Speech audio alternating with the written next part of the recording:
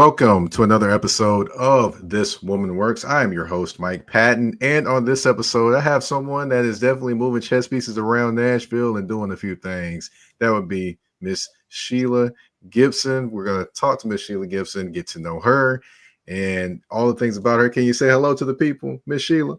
Sure. Hello, everyone. Happy All Wednesday. right. Wednesday hump day. There we go. There we go. We're going to get into knowing a little bit more about you, talk about a little AU Pro basketball, and more in a few. But of course, with every episode, I start off with the Black Girl Magic moment. And in this episode, I want to talk about Miss Fawn Weaver. Now, Fawn Weaver, for those that aren't aware, she is the founder and CEO of Uncle Nearest. Now, Uncle Nearest is one of the most successful brands of of liquor you can have around that right now. Honestly, it tastes great, and she does a great job being relentless with the marketing that she does and with the promotion that she does. And also what she does is she delivers great messages on social media, not only to other Black women, but to like people like LeBron James that are getting into the business as well. Mm-hmm. Right. But, before that, she was a serial entrepreneur. She's been a serial entrepreneur. But when Uncle Nearest hit her was in 2016 when she saw a picture or a photo, I should say, of Nearest Green on the cover of the New York Times. When that happened, a light bulb went off and she started driving into this business now, the Uncle Nearest franchise, basically, I should say. And you've got a distillery that's in Shelbyville, which is literally about maybe 40 minutes from my front porch. And, I would say that secret runs or anything, secret runs. Nah, can't do that. But she has an estimated worth of 480 billion with a B billion now. And she is the first African-American woman to lead a major spirits brand. And I had to tip my hat to Fawn Weaver and salute her for the excellence that she is. Sheila, did you have anything you want to add? Sure. Coincidentally, 2 weeks ago, I had the opportunity to meet Fawn. So I'd heard about her and I've gone out to the distillery out in Smyrna, but had not met her. And there was a program at the African American Museum here in Nashville, and I had an opportunity to attend through my association with the Play Like a Girl organization. I'm the chair of that organization. And so we've been reaching out and hoping to get Fawn to speak at one of our events. So I was able to go, and it was awesome. Like you said, she is her story, her journey, and then just all of what she went through. Once she made the decision to take a deeper dive into the larger story of Uncle Nearest, and just some of the discoveries that she had. It was just awesome to listen to her. But one of the things that also just stood out for me was she's just down to earth. She is down to earth. She shared her story. She shared a little bit about a young Fawn as well. And it was awesome. I am not an avid reader, but just being able to sit and listen to her, that just inspired me to say I want to take a deeper dive. And so she was providing books, and I did get to, like I said, meet her. I took a picture with her, but her story is an awesome and amazing story. And not because it led to her being a billionaire, but just because of what came with it and some of the challenges that she had to go through. And she is that person that is that free, likes to tell the story, and not for a reason to say, look at me, Fawn, but to help inspire others. When you have something and you look at the bigger picture of it, and there's something that you can identify that's down the road, to pursue it. Do your homework. She communicated it takes hard work. And it takes, Right. Homework to do it, to execute it. But, she made it, she made it to that end result. And it's a great story. And she's not about a lot of the recognition, and she will let you know that. She doesn't, because really, she's not for coming and being recognized and things like that. But you want her to come and speak and inspire and she is very open to that. Nice, nice. Well, of course, we've talked about Fawn Weaver, and you talked about, her mentioning a young Fawn Weaver, but tell us about you. So we want to learn about you and learn about all the things that you're doing and involved in and around Nashville. Yeah, First, we got to learn where you right. came. That would be learning young Sheila. So, Learning young Sheila. where exactly, for those that aren't aware, where did you grow up? So I am actually from East Tennessee, not really small, but a somewhat medium size town or in East Tennessee, known as Oak Ridge. So Oak Ridge, Tennessee, and surprisingly enough, a lot of times when I tell people where I'm from, I expect them to. First of all, a lot of times they say, "Oh, is that where the Oak Ridge boys are from?" I'm like, "No." Um, but a lot of people surprisingly have heard of Oak Ridge. And for the most part, people make the association to Oak Ridge with the nuclear plants that are Ah, in Oak Ridge, because there's plants in Oak Ridge, and those plants are actually the plants that the nuclear bomb was built in. And so a lot wow. of people know that.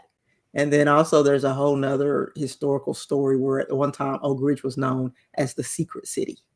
And it was known as the secret city because of the association with the building of the bombs and things that were happening in Oak Ridge in the labs, in the laboratories, Hmm. Hmm. for all of that time frame. So I am from Oak Ridge, Tennessee, and young Sheila was grew up with a full family. If Hmm. I had to, just use one word, it would be family, because I do have a large family. So I grew up, all of my family was there. When I think about Hmm. what I remember about my childhood, it was always being around family, lots of cousins. My mom had lots of siblings. And so, again, for the most part, everybody was there. And there were a lot of cousins, several cousins that I grew up with that were in the same age range as myself, both on my mom's side and my dad's side. So Hmm. yes, when I think about young Sheila growing up, family is definitely one of the words that's at the forefront. And then aligned with that is also sports and athletics. So I was Hmm. very much into sports growing up, played everything. Probably would be categorized as a tomboy. I know that's what my mom called me. And so yes, that was young Sheila. Very much into sports, but also just loved being around family and spending time with cousins and siblings and things like that. Hmm. Was liked school. Was a good student. Definitely was a good Hmm. student. Um, and always initially thought that I wanted to be either a teacher or a lawyer. That Hmm. was, if someone would have asked me, what did you want to be? That would have been one of the things that I wanted to be. But as I got older and just really realized how I was excelling in sports, in particular Hmm. basketball, played more than basketball, but basketball was my primary sport. Then at some point during that transition, my aspirations did transition to wanting to be a professional basketball player. So Okay. that was what I wanted to do. Realizing that that there were steps: middle school, high Hmm. school, college, and then that was kind of the ultimate goal that I had, to be a professional basketball player. Knowing that that would have meant overseas, because the WNBA did not exist. So Hmm. that was kind of my aspiration when I was Gotcha. growing up. Okay. All right. All right. So wanted to be a professional basketball player growing up. Now, me and you kind of share some of the same things and wanted to be a professional. Of course, I wanted to be a professional football player growing up. Unfortunately, I Mhm. made it to college, but didn't quite make it past that. So, Okay. it is what it is. But I will say you are actually still kind of touching the professional ranks right now with AU Pro Basketball. But we're going Mhm. to get into that and a little Okay. bit more in terms of your association with AU Pro Basketball. But first, we're going to take a quick commercial break on This Woman Works with my guest, Miss Sheila Gibson. All right. EDO Beard Butter and EDO Beard Wash are two of the best beard grooming products for men worldwide. They help promote growth, keep your beard moisturized and soft, and enhance your overall upkeep of your facial hair. And with the new promo code MPAFC10, you can get 10% off all these products. Just go to www.etsy.com/shop/EBO Beard Butter. Again, that's www.etsy.com/shop/EBO Beard Butter. And again, the promo code MPAFC10. Again, MPAFC10, where you can get 10% off any products except for beard boxes. So treat your beard better today by going to get the EBO Beard Butter and EBO Beard Wash.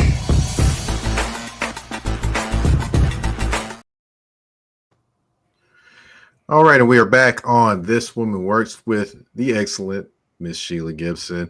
Like I mentioned before the commercial break, now, Sheila, you mentioned about, wanting to be a professional athlete, professional basketball player.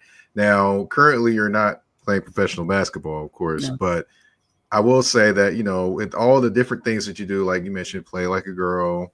You mentioned, the different things that you're on now. You are on a few different things. We'll touch on those. But one thing that you are involved in is bringing professional basketball to Nashville, Tennessee.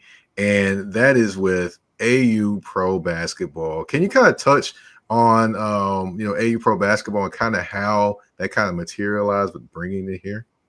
Sure. And I will share that out of college, I did play 2 years of semi-pro basketball. Okay. I almost got there. But Okay. I've also had 4 knee surgeries. So I blew my knee man. out when I played college basketball at the University of New Orleans and had 2 knee surgeries while I was there. So yes, but the Athletes Unlimited, kind of just through a lot of the community work that I do. I have several passions. I have a passion for youth. I have a passion for just being impactful. And then I also have a passion for women's sports and women's athletics. And so it was kind of through that passion that I kind of took a lead role in pursuing and working with the Athletes Unlimited organization. And that really started through, again, a community engagement that I had with the Nashville Sports Council and one of the members of the Women in Sports Committee, which I was the chair for, Sherry Kemp. And she was on the committee with me, and she eventually started working for Athletes Unlimited.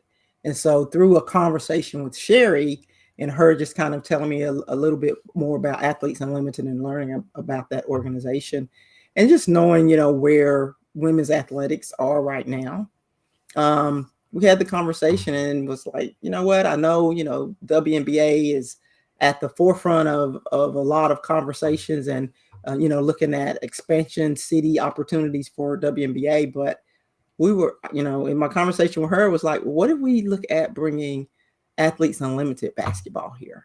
As again, the path to bring WNBA to Nashville will continue, but long term, but in the short term, what if we look at bringing Athletes Unlimited here? And so that was really how I got involved with it. I'd had some initial involvement with Athletes Unlimited in 2019 and 2020 with their volleyball. So it's a professional organization, and they have volleyball, basketball, softball, and lacrosse.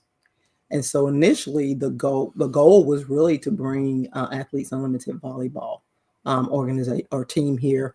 And so that was when I first met some of the leadership of Athletes Unlimited through pursuing that. And actually that was all, signed and packaged and ready to happen. And then COVID hit in 2020. So that impacted Athletes Unlimited's volleyball team coming here. But again, through just keeping in touch with Sherry and a conversation that we had, we went out to lunch one day and talked about it. And I was like, okay, I think we can do that. So my role with Athletes Unlimited, bringing basketball here, has been just kind of leading the organization on the city of Nashville side. So just kind of led that, got some various city leaders from some of the organizations here in Nashville, the Metro Sports Authority, the municipal auditorium, which is where they're going to play. And then also the CVC, the Nashville CVC. And so put this team together, some leaders from that team worked with Sherry on organizing who were the people that needed to be a part of this kind of Nashville organizing team on the Athletes Unlimited side. And that was, kind of what I led.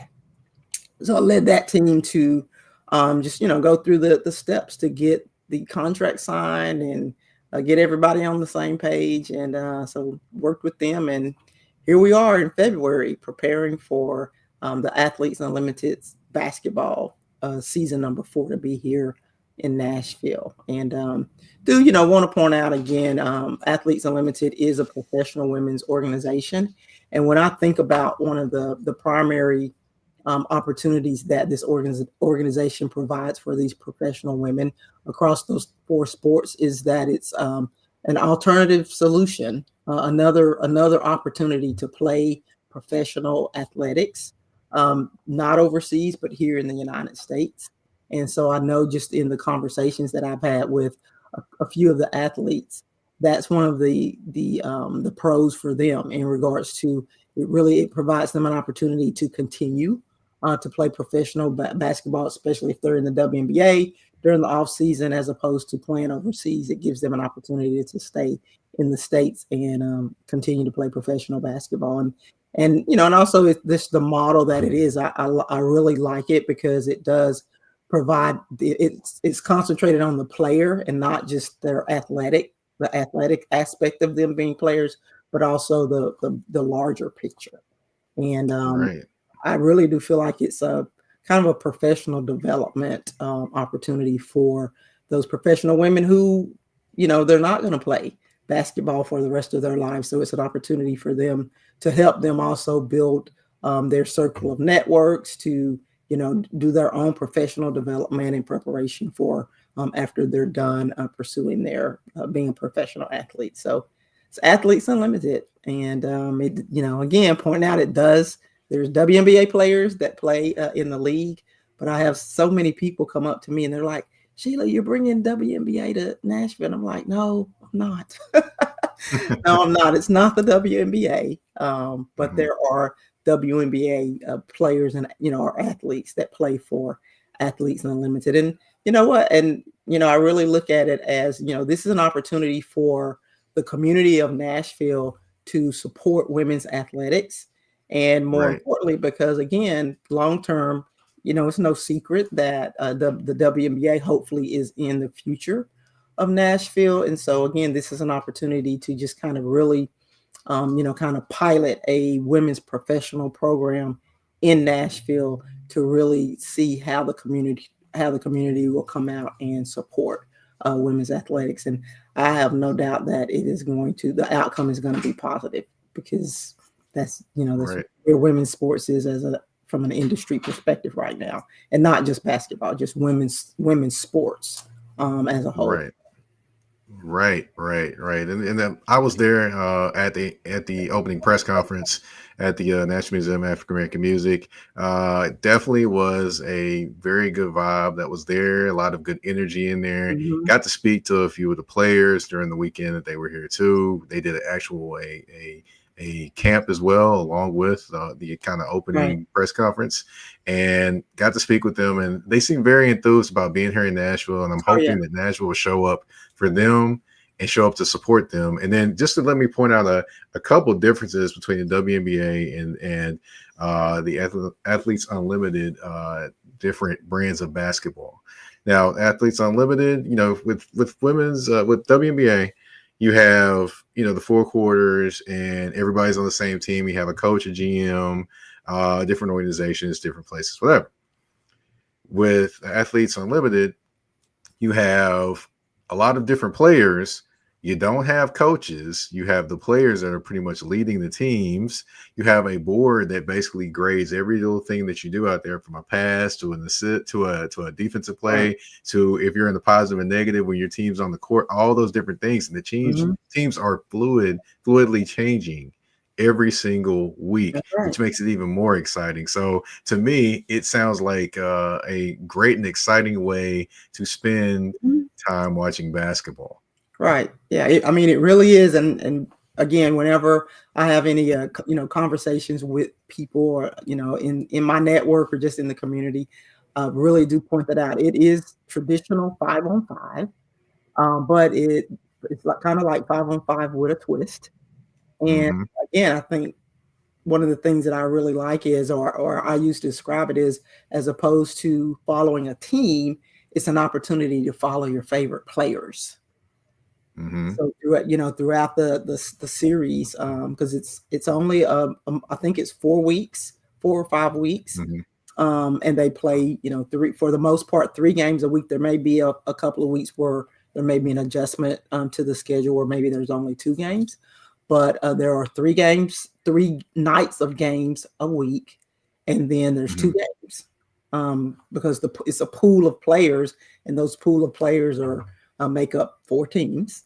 And Right. your point, it's very player focused and player driven. There is what they call the player executive committee, the PEC, and it's made up Hmm. of players within the organization, and a few of them, of course, have been identified as kind of leads of the player executive committee. And so it's going to be, I think it's going to be exciting. Again, when I decided to kind of take the lead in organizing this, I actually went down to Dallas this year. That's what Hmm. they were playing, their 3rd year, because I watched it on TV, but I wanted to have the opportunity to just kind of be there, but be closer to the game. And so I actually went down to Dallas and went to the games. Hmm. And so, yeah, and so that helped. That kind of gave me a better understanding of the game. But more importantly, and one of the things that I said to the owner of the organization, and that was like, "This is great. Dallas is great, but Nashville will blow you all away. If this is, if you all were satisfied with what I saw in Dallas, then you all need to come to Nashville." Because Hmm. and we talked about some of my board engagement. I'm on the Nashville Sports Council, and I'm the chair of our Women in Sports Committee, and I've been on the Nashville Sports Council, I think, for 6 years, 6 or 7 years. And one of the things that I did or led there was during the SEC women's basketball tournament. So I Hmm. led a lot of the community engagement and community events there. And so like I said, Nashville is definitely a women's basketball city. And Right. so yeah, I was like, no, you all are gonna be blown away if this was enough. if what I saw in Dallas was enough, then like I said, I told them, you all need to come to Nashville. And Right, here, right, right, right. Exactly, exactly. And just to give folks a rundown, now you do a lot of different things, and we've talked a lot about the AU Pro basketball that's going to be here. mhm. But can you please give the folks a rundown of all the organizations that you're part of, moving these chess pieces around in that city of Nashville? Right, yeah, I like that, moving chess pieces. I move a lot of chess pieces around, and actually, I'll kind of just start with my job. So I Hmm. work for HCA, which is the healthcare system here in Nashville. I actually this year made 28 years at HCA, so I've been there a while. I'm in IT.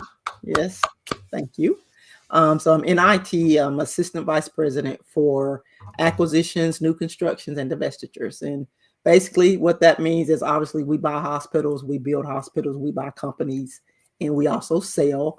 And so when any of that work happens, then I oversee bringing that entity into our HCA network environment. Hmm. And because we have we're probably at over, I think, 200 hospitals now. And we also we have 16 divisions.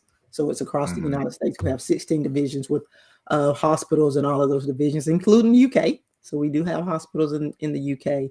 And so whenever we buy or build a hospital, again, I just oversee the IT portion of that, putting them on our network. And then it's a health system. So there's a lot of standard, what we call enterprise systems. And so making sure that that full integration and transition from an IT perspective is done Hmm. effectively and securely.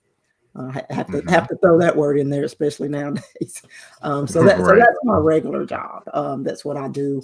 And then to your point, I do a lot of community outreach, and I really do feel I'm so thankful and feel blessed to work for HCA, because we are definitely a community support company, and so we are encouraged to be on boards. And yes, I currently serve on, I think, five boards. So Mhm. EOG, which is Education Equal Opportunity Group, and all of my board engagement aligns with my passion. So I'm very passionate about youth and just impacting the youth's knowledge in regards to opportunity that they may Mhm. not be aware of. And then, like I said earlier, athletics, very passionate about that, and just really just being impactful, whether it's to a young person, what I call my young leaders, which are a little bit older. I do a lot of mentoring at work, and but Mhm. that's what I do. So yes, the EEOG, and then I'm also on the TPAC board, which is Tennessee Performing Arts Center, and been on that Mhm. board for I think 6 or 7 years. Probably that board has been the one that was the most outside of my passion at the time. But I Mhm. ended up and I agreed to be on that board because of my passion, really, again, for youth, and just the understanding that I really do feel like there's a lot of young people that look like me, Mhm. or in that kind of that representation of that group that maybe don't think that they have a place in the arts.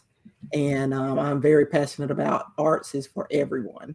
And so that was Mhm. really why I got on that board, to again just make sure that that everyone understands the impact and the importance of arts to our community, as well as across all diverse groups. And so I have been really pleased by my engagement with TPAC. I really like being on that board. Also, the mention the Nashville Sports Council, of course, Mhm. and again the Women in Sports Committee, and I'm the chair of that committee. Mhm. And then also the Nashville Public Education Foundation. That's actually my newest board. I wrote off the YMCA at the beginning of the year, and here I am. And one of the reasons I agreed to be on that board, because I was like, no, I need to not. Um, but I told them one of the things again that I'm passionate about are the youth, and I told them, I was like, you know what, I'll be on this board, but you have to promise me that we're going to look at doing an initiative that looks at not just the youth and all the programs that they Mhm. have an opportunity to be a part of through the metro schools, but I really feel like we need to look at the parents, and how do we impact the parents so that they understand how impactful these programs are that their kids are engaged at in school. Because if you Mhm. educate them and expose them during school hours, and then when they go home and that support system is not in place, and I don't, and I mean support system from the perspective of the parents not understanding how impactful and Mhm. the opportunity that comes with these programs that they're being exposed to in school. I think it's important to impact that knowledge of their parents, because to be honest, we're very quickly getting to a point where a lot of these parents are young adults themselves. Mhm. And so yes, that was one of the criteria for me agreeing to be on this board. And then my final board is Play Like a Girl, as I mentioned earlier, and really love this board. Dr. Clay, the CEO of this board, and I've been involved with this organization for quite some time. Done some speaking engagements with them, but again, I really love this board because when people first hear it, they think, "Oh, it's about sports," but it's not just about sports. It's about, making sure that there's a focus on leveling this playing field with these girls that are in 7th and 8th grade who usually drop out of sport by that age, keeping Mhm. them in sport, but also broadening their knowledge and their engagement to understand here's some opportunity in the field of STEM that you can stay in sport, but also put mentors in front of them and put programs and opportunities for them to go do on-site visits to some of these tech companies, so that again they can see the bigger picture, and so that they will grow up and keep the interest in sports, but also realize that there's an opportunity for you in this STEM field. And so it's about the, leveling this playing field around, equity, so that these young girls will, go through and prepare for high school and college, understanding that they can stay here and also be in these professions that have historically been, looked at as professional professions for men only. And that's just not true. We were like so past that in the STEM field now.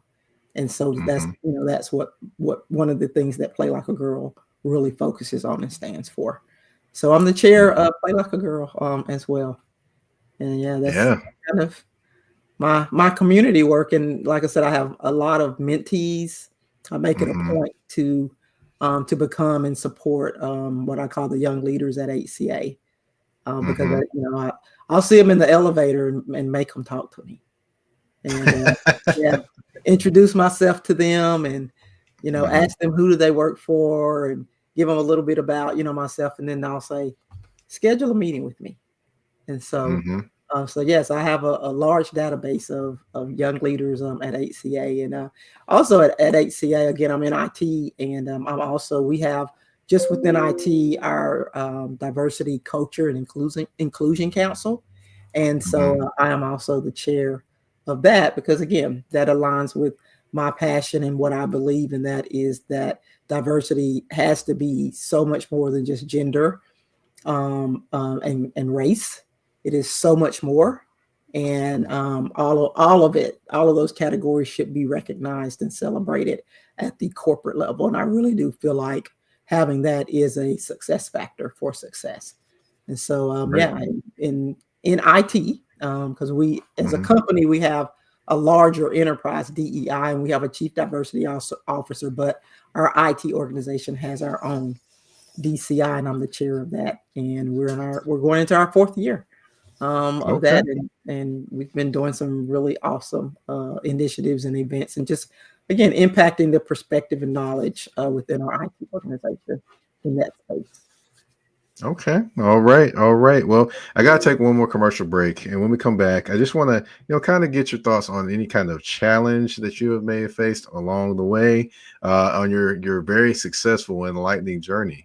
Of course, we gotta take a quick commercial break on Touring AFC. I was about to say Touring AFC South. There I go again, thinking about my other shows. But on This Woman Works with Miss Sheila Gibson.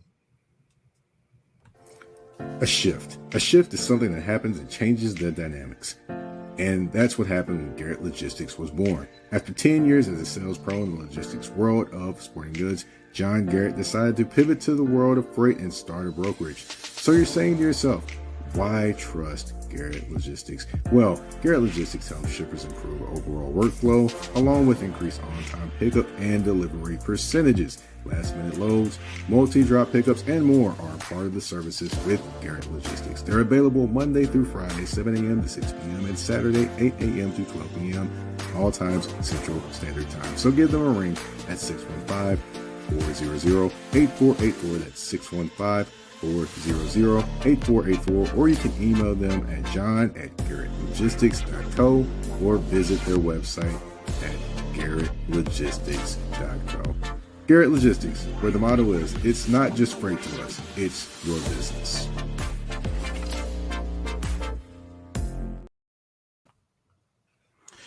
All right, and we are back on This Woman Works with Miss Sheila Gibson, episode 32. Moving Chess Pieces is the name of the episode. And as you've listened and learned, Miss Sheila Gibson is definitely involved in the city of Nashville. And she definitely has made some things happen, including bringing AU Pro Basketball here to Nashville.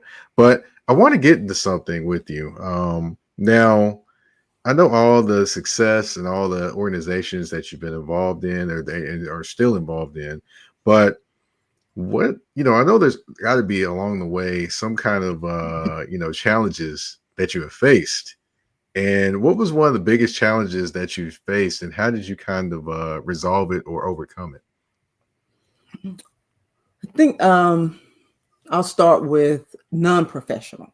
So I mentioned I actually played basketball in college. So I had a basketball scholarship Out of 4 years of being a scholarship athlete, I only played 1 full year of basketball due to injury. Made All-American the 1 year that I played, but that, I think, when I think about, again, non-corporate, non-professional, the biggest challenge that I had and had to overcome was injury. And I share that from the perspective of, I played basketball, I mentioned, from the time I was in elementary, middle school, junior, high school. And so that was my passion. And, for those that are out there listening, just, thinking about how to be so passionate about something and not necessarily to have it taken away, but to not be able to play at the level that you've become accustomed to playing at. And so when I blew my knee out the first time, it was a time when arthroscopic surgery was kind of the buzzword, right? And so, you're an athlete and you go to a doctor and they say, we can do reconstruction and it take this long to come back, or we can do this new surgery called arthroscopic surgery and you can be back in this shorter time frame. Well, that's a no-brainer, right? You're going to take that one. And that's what I did. And so I blew my knee out, tore my anterior cruciate, had the scope, came back, rehabbed all summer, start of the next season, actually got my starting position back. And in the very first game of the season, I was literally just turning to box somebody out and my knee went out again. Yes. And so this was my second, knee injury. And here I was going right back to surgery. And, so, a young athlete at my age, again, have this passion. And now you're going, one surgery was, bad. And now you're right back to the second year. You've already redshirted that year of the first one. So you can't redshirt 2 years in a row. So basically now you've got to just go have another surgery and work through it to try and come back and finish this last year. And so when I think about non-professional challenges, that was one of the hardest, most challenging aspects of my life. But I really do think, and this is one of the benefits I really do feel like being that athletics provides, and that is just that determination, that drive, and I'll say even that leadership aspect, because you have to take your future into your own hands and be the leader of yourself. And but it was hard. It was hard, to have to watch your teammates go to the trips and you don't always get to go, but just more, I've always said that getting your range of motion back of your limbs when they've gone through a surgery, that's one of the hardest things that I remember going through. Just getting that range of motion back. So that was tough. That was very challenging. And again, because you're not just there in school to play basketball, you're there to get an education. But here, your passion is being impacted. So obviously, then it's hard to stay prioritized on your education. But I did, and so but that was a challenge. That was a challenge, but did persevere and ended up graduating and all that good stuff. From a professional perspective, I would say one of the biggest challenges I went through was I've been working for HCA, I think probably about five or 6 years. And again, I didn't have a healthcare background.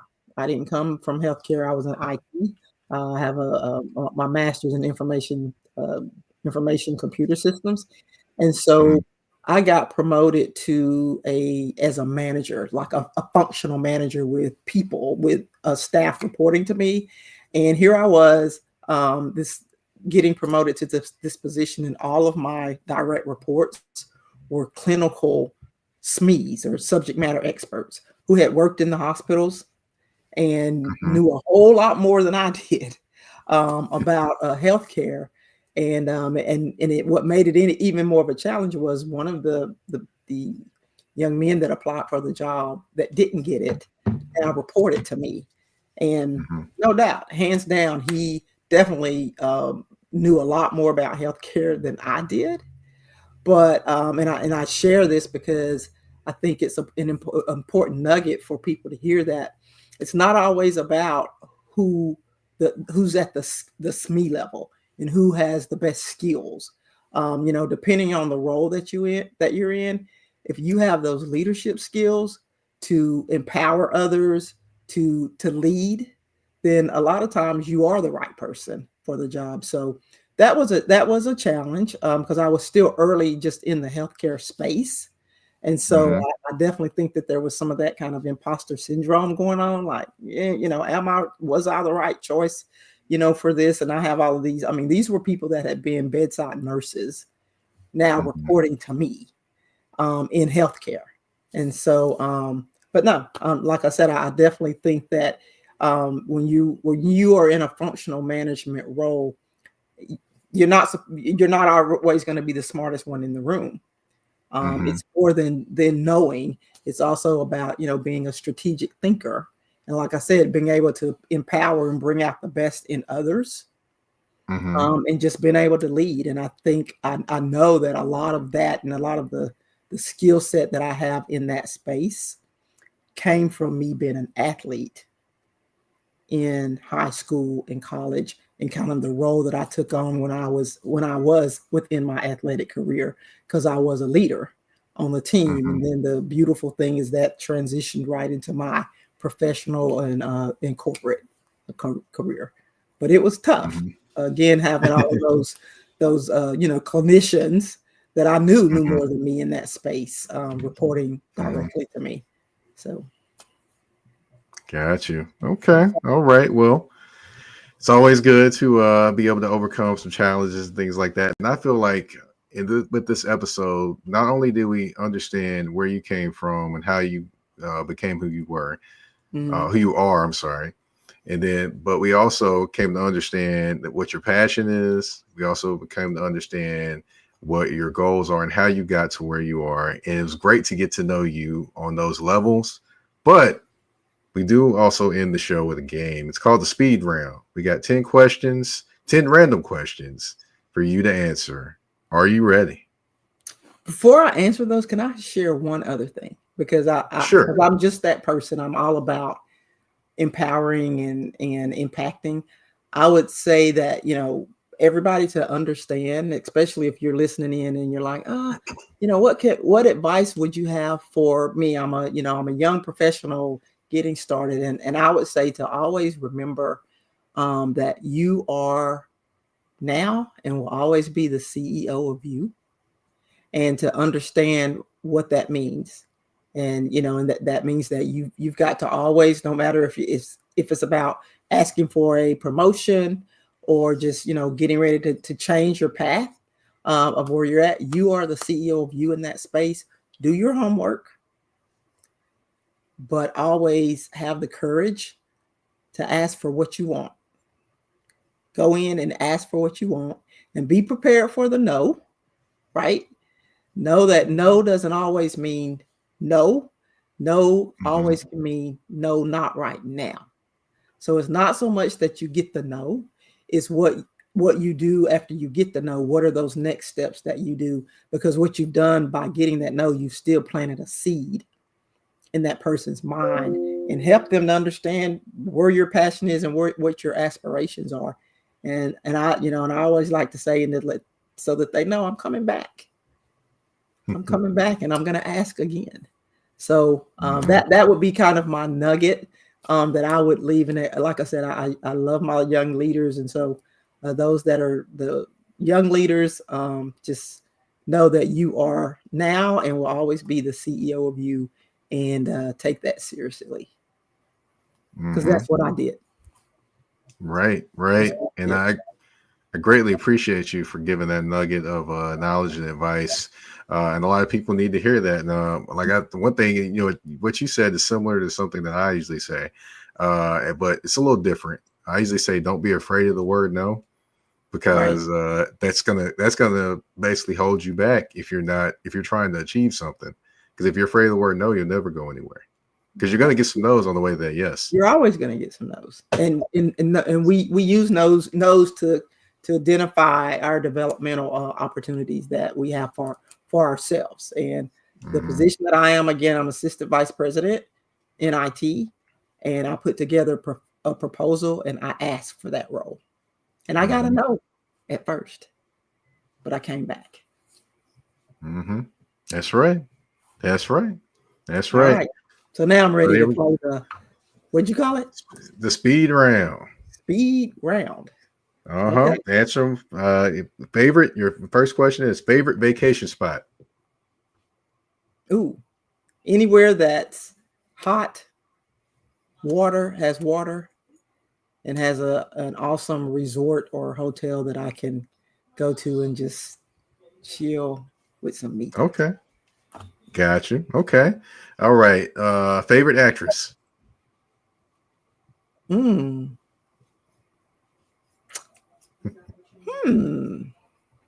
really like Halle Berry as an actress. Yeah, I think Halle Berry. I like Halle Berry as an actress. But I have a lot of good favorite actresses, but she comes to mind because she's done it on so many different spectrums. You know, when you look at her in early Halle Berry, it was like, oh, she's just so beautiful. But she's played, you know, from a crackhead to, you know, Dorothy Dandridge, who was beautiful, and then to this boxer. I don't even remember what that movie was, but she's played, you know, she just has such a large spectrum of roles that she plays, which is, you know, why she is definitely, to me, one of the top actresses of all time, because she's played a lot of roles, different roles. This is true. This is true. What is the song that is currently in constant rotation in your playlist right now?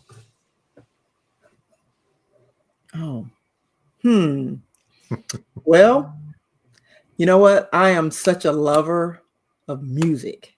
And it's funny you asked me that, because I just had this conversation with somebody at work today. Because for me, music is such food to my soul. And so I don't have a favorite song in my playlist, because I listen to all genres. Yes, I don't have a favorite song. I love music. Maybe I should say the OJ song, I Love Music.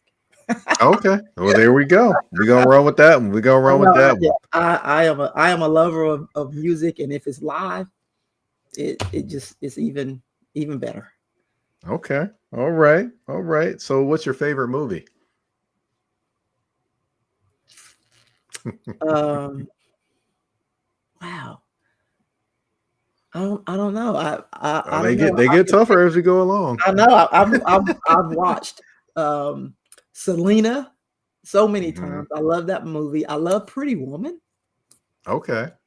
I don't know. I don't have a favorite movie. I don't watch movies like I used to. I wish I had more time to watch movies, because it sounds like Selena and it sounds like Selena and Pretty Woman are at the top of your list right now. Probably so. I really like I really liked those two movies.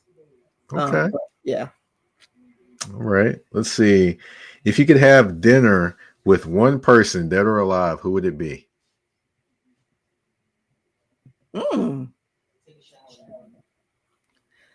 See, these are tough questions, because I'm not that person that just has one. Well, if it can be famous, they could be just personal to you.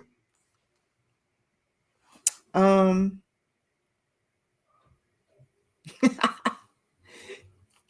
don't know. If they were not married, I'll say if they were not married, and probably back maybe 5 or 6 years ago, Denzel Washington. Well, there we go. Yeah. There we have it. We have it. All right. Favorite childhood memory? Just spending time in Oak Ridge with my family. Like you know, I've been in Nashville for 28 years. And I miss being in Oak Ridge with my family. And so just all that came with it. You know, our grandmother, we spent so much time with Mama. And then on the other side, I had a Medea. And again, and a lot of people, you know, can't say this, but I was fortunate enough to really have a great relationship with both sides, both my father's side and my mother's side of the family. And so just thinking about that, because that's just, yeah, that's a great childhood memory that I have, just spending time with family. All right. Now, I know you said you don't watch a lot of movies, but I know you've got to remember the worst movie you've ever watched, probably.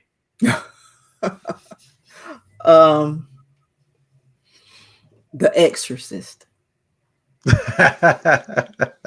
Not a fan of scary movies?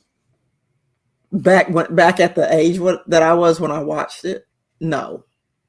That movie. I don't know. I think that movie would probably have an impact on me now, just because because of back when I watched it, I was not at the spiritual level and understanding spiritual and God that I am now. So it would probably have even more of an effect on me now, because I understand that evil one even better, but I can still see that visual of that girl's head spinning around. Yeah. All right. Yeah. Favorite food? Pizza. Okay. That was easy. See how easy that was? Pizza. I got another one for you. This was might be tough for you. Who would play you if there was a biopic written about your life?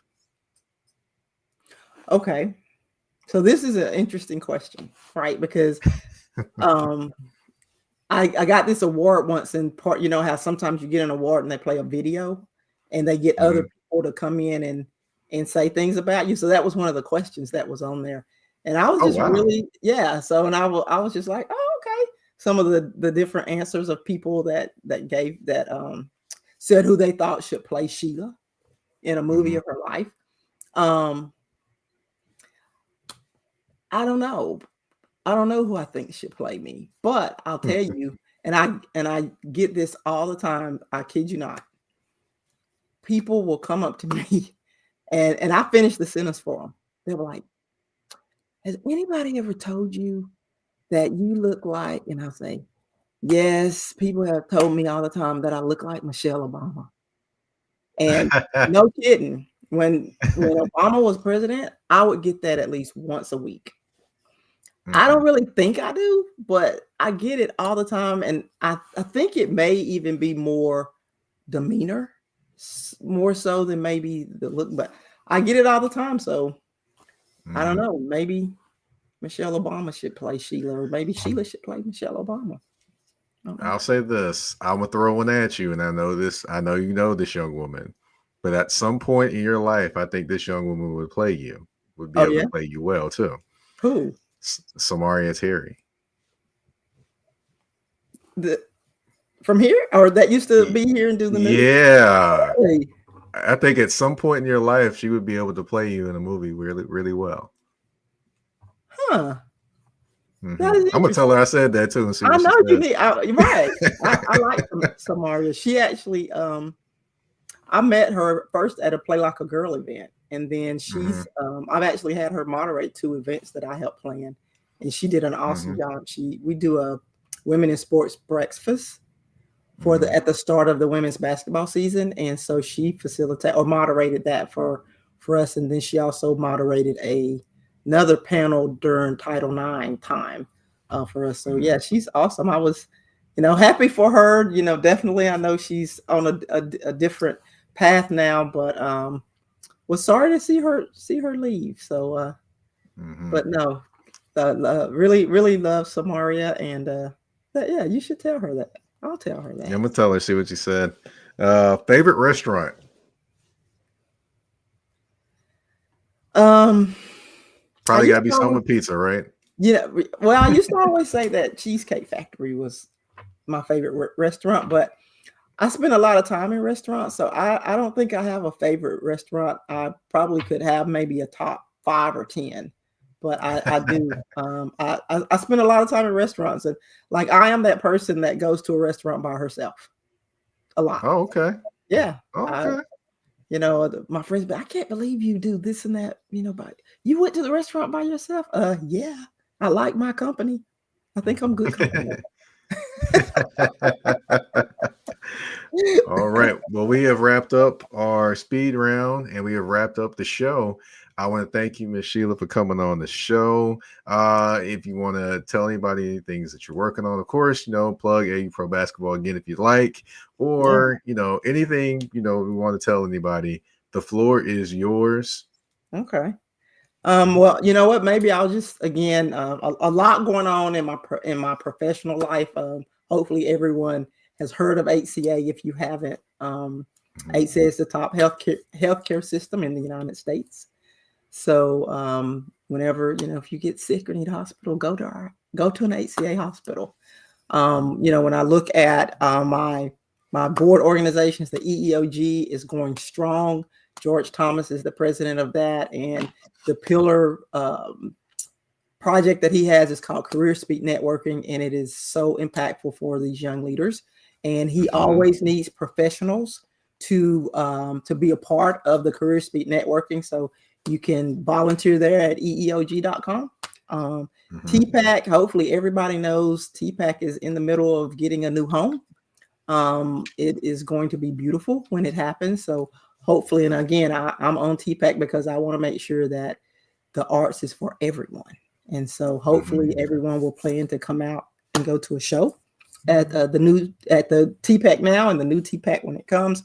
The Nashville Sports Council and our Women in Sports. I think there was a big announcement that the Nashville Sports Council came out with last week about the football, the college football that they're going that Nashville. The national, we're going to get national title. The FCS national title is going to be at Vanderbilt, 25 and 26. Yep, that's right. So, and then like in our Women in Sports, again, just where women in sports is as an industry, come out and support not just AU, but go out and support all of the different women's sporting events. We have, the universities here. Go out and support all of those games. And then, of course, Vanderbilt has the volleyball that's coming next year. So plan to come out to that. The National Public Education Foundation, that's our metro schools. Those are our kids, and especially those that work at corporations that support the schools. Just go out and support Nashville Public Schools. And then finally, Play Like a Girl. Again, Play Like a Girl, we're impacting these 7th and 8th graders. That's the focus of that organization. And like I said, there's a reason for that. And you can go to Play Like a Girl. We're always looking for mentors or ERGs that want to bring the girls on campus, do tours of their organizations. But, and again, all of these, we're impacting our generations that are going to come behind us. And yes, it requires financial support.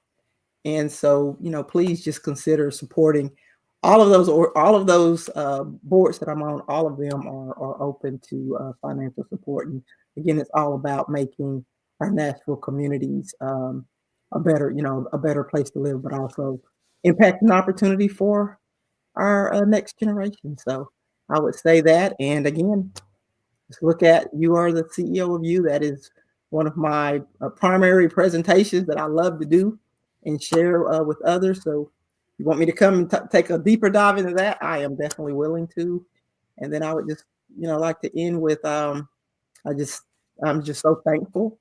I'm thankful for Mike giving me this opportunity. And I would say, as we prepare for 2025, think about how we can be grateful and show gratitude to those that deserve it, that are doing things for us that impacts us. So look to be grateful and show gratitude in 2025.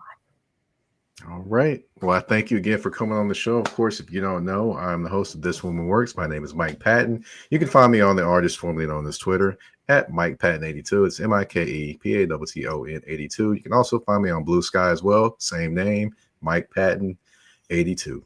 Of course, you can find me on Instagram and Threads at _general_MP. And you can find This Woman Works on YouTube with the Mike Patton Network, and also on all listening platforms, whether it's Spotify, Apple Podcasts, iHeartRadio, Amazon Music, you name it, we are there. I want to thank you all for tuning in to episode 32, Moving Chess Pieces with Shelia Gibson. We're out. Peace.